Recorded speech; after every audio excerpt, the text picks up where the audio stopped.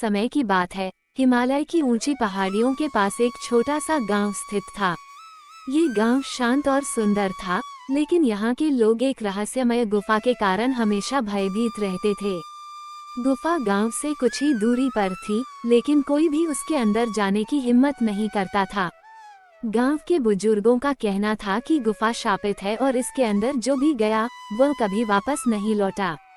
गुफा के बारे में अनेक कहानियां प्रचलित थीं। कोई कहता था कि यह गुफा एक प्राचीन राजा के खजाने को छुपाने के लिए बनाई गई थी, तो कोई कहता था कि इसके अंदर अजीब जीव रहते हैं।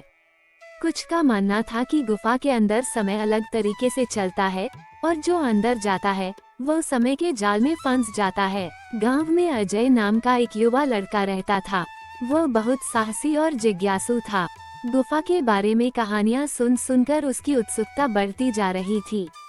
एक दिन उसने ठान लिया कि वो गुफा के रहस्य को सुलझा कर रहेगा। अजय के माता पिता और गांव वालों ने उसे समझाने की कोशिश की, लेकिन वो अपनी जिद पर अड़ा रहा। उसने कहा, अगर गुफा इतनी खतरनाक है तो हमें जानना चाहिए कि इसके पीछे का कारण क्या है। मैं इसे समझने के लिए तैयार हूँ। एक सुबह अजय अपने साथ एक मशाल, रस्सी और खाना लेकर गुफा के अंदर प्रवेश कर गया।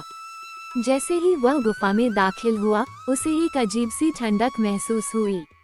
गुफा के अंदर का रास्ता घुमावदार और गहरा था। वह धीरे धीरे आगे बढ़ने लगा। कुछ दूरी पर उसे दीवारों पर प्राचीन चित्र और संकेत नजर आए। ये संकेत किसी पुराने राजा और उसकी सेना की कहानी बयां कर रहे थे। आगे बढ़ते ही उसे एक विशाल कक्ष दिखाई दिया। कक्ष के बीचों बीच एक बड़ा पत्थर का दरवाजा था, जिस पर अजीब लिपि में कुछ लिखा हुआ था। अजय ने दरवाजे को खोलने की कोशिश की, लेकिन जैसे ही उसने दरवाजे को छुआ, एक तेज रोशनी पूरे कक्ष में फैल गई। तभी एक गूंजती हुई आवाज सुनाई दी। जो इस दरवाजे को खोलने आया है वही या तो अपना उद्देश्य बताए या हमेशा के लिए यहाँ कैद हो जाए। अजय ने साहस जुटाकर कहा, मैं इस गुफा के रहस्य को समझने और गांव वालों की मदद के लिए आया हूँ। मेरा उद्देश्य बुरा नहीं है। आवाज कुछ देर शांत रही और फिर बोली, ये गुफा एक राजा के खजाने की रक्षा के लिए बनाई गई थी, लेकिन लालच से बचाने के लिए इसे शापित कर दिया गया। अगर तुम्हारे मन में कोई लालच नहीं है तो तुम सुरक्षित बाहर जा सकते हो। अजय ने खजाने को छूने की कोशिश नहीं की और गुफा से वापस आ गया। उसने गांव वालों को सब कुछ बताया। इसके बाद किसी ने गुफा के पास जाने की हिम्मत नहीं की। अजय ने ये सीख ली कि हर रहस्य को सुलझाना जरूरी नहीं होता और कभी कभी लालच विनाश का कारण बन सकता है। एक छोटे से गांव में एक ब्राह्मण रहता था। उसका नाम रामकृष्ण था। वह अपनी विद्या और पवित्रता के लिए प्रसिद्ध था। गांव के लोग उसे सम्मान की दृष्टि से देखते थे, क्योंकि वह एक अच्छा और धार्मिक व्यक्ति था। हालांकि उसकी एक बड़ी कमजोरी थी, लालच। वह सदा धन और संपत्ति के पीछे भागता रहता था, भले ही उसके पास पहले से ही पर्याप्त था। रामकृष्ण का एक छोटा सा आश्रम था, जहां वह वेद, शास्त्र और धार्मिक कथाएं पढ़ाया करता था। उसकी साधना में गहरी निष्ठा थी, लेकिन उसे हमेशा अधिक धन और ऐश्वर्य की इच्छा रहती थी। वह सोचता था, अगर मेरे पास और अधिक धन होगा तो मैं और अधिक भव्य पूजा अर्चना कर सकूंगा और मेरा नाम पूरे देश में प्रसिद्ध होगा। इसी लालच ने उसकी मनोस्थिति को विकृत कर दिया था। एक दिन गांव में एक साधु बाबा आए। उनका चेहरा तेज से भरा हुआ था और उनकी आंखों में गहरी समझ थी। साधु बाबा को देखकर सभी गांव वाले उन्हें सम्मान देने के लिए जुट गए। रामकृष्ण भी उनके दर्शन के लिए गया। बाबा ने रामकृष्ण को देखा और कहा, तुम्हारे अंदर एक बड़ा आंतरिक शांति का खजाना छिपा हुआ है, लेकिन तुम उसे पहचान नहीं पा रहे हो, क्योंकि तुम बाहरी वस्तुओं में खुशी की तलाश कर रहे हो। रामकृष्ण बाबा के शब्दों पर हंसते हुए बोला, आप सही कहते हैं बाबा, लेकिन यदि मेरे पास धन होगा तो मैं और अधिक अच्छे काम कर पाऊंगा और इसके द्वारा लोग मुझे सम्मान देंगे। साधु बाबा मुस्कुराए और कहा, तुम्हारी सोच में गलती है रामकृष्ण। धन केवल एक साधन है, जीवन का उद्देश्य नहीं। बाबा के शब्द रामकृष्ण के दिल में गहरे उतर गए, लेकिन उसकी लालच इतनी अधिक थी कि वो उन शब्दों को पूरी तरह से समझ नहीं सका। अगले दिन बाबा ने रामकृष्ण से कहा, तुम एक वचन लो, मैं तुम्हें एक अमूल्य खजाना दूंगा, लेकिन तुम इसे केवल उसी स्थान पर खोज सकते हो जहां तुम पहले से ही हो। रामकृष्ण को यह वचन बड़ा आकर्षक लगा और उसने खुशी खुशी बाबा का वचन लिया। बाबा ने कहा, तुम्हारे पास जो कुछ है उसे संतुष्ट होकर स्वीकार करो। सच्चा खजाना तुम्हारे भीतर ही है।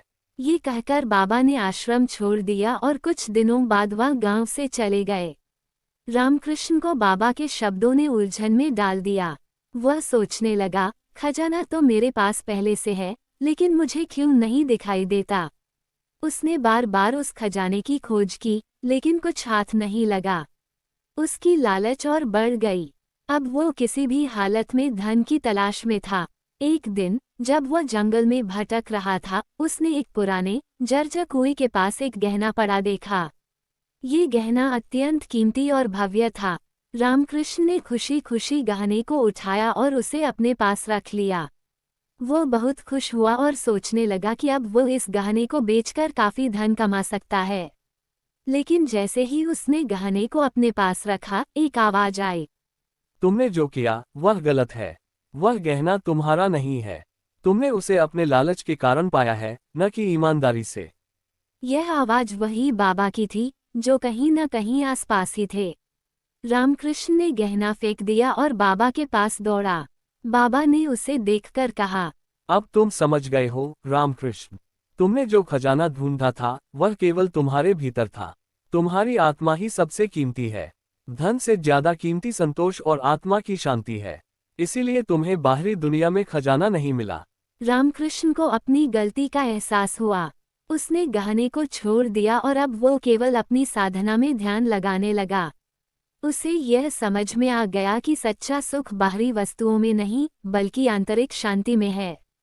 वो फिर से अपने आश्रम में लौट आया और गांव वालों को शिक्षा देने लगा। उसने अपने जीवन का उद्देश्य सही दिशा में खोज लिया और अपने लालच को शांत किया। अब वो केवल ज्ञान का प्रचार करता और लोगों को ये सिखाता कि अगर वे भीतर से संतुष्ट हों, तो बाहरी धन और संपत्ति का कोई मूल्य नहीं रह जाता। रामकृष्ण की इस परिवर्तन की कहानी पूरे गांव में फैल गई और लोग उसकी निष्ठा और साधना की सराहना करने लगे। धीरे धीरे उसका जीवन संतोष और शांति से भर गया और उसने कभी भी धन के पीछे भागना नहीं छोड़ा। वह जान गया था कि सच्चा खजाना वह था जो उसे भीतर से मिल चुका था, आत्मा की शांति और संतोष। ये कहानी एक छोटे से गांव के एक गरीब किसान की है, जिसका नाम रामू था। रामू एक ऐसा किसान था जो अपनी पूरी जिंदगी अपनी जमीन पर काम करने में बिता चुका था। उसकी जमीन बहुत छोटी थी, लेकिन फिर भी उसने कभी हार नहीं मानी। वह सुबह जल्दी उठता और देर रात तक खेतों में काम करता। उसकी गरीबी ने उसे कभी अपनी मेहनत से हताश नहीं किया, बल्कि उसने अपनी कठिनाइयों को एक चुनौती की तरह स्वीकार किया। रामू का परिवार छोटा था। उसकी पत्नी सीता और 2 छोटे बच्चे, राजू और गीता थे। सीता घर के सारे काम करती थी और बच्चों को पढ़ाने की कोशिश करती थी। हालांकि गांव में शिक्षा का स्तर बहुत निचला था। रामू की आर्थिक स्थिति इतनी खराब थी कि कभी कभी उसे ये भी नहीं पता होता था कि अगले दिन का भोजन कहाँ से आएगा। लेकिन उसने कभी भी अपने परिवार को दुखी नहीं होने दिया और उनका हौसला बनाए रखा।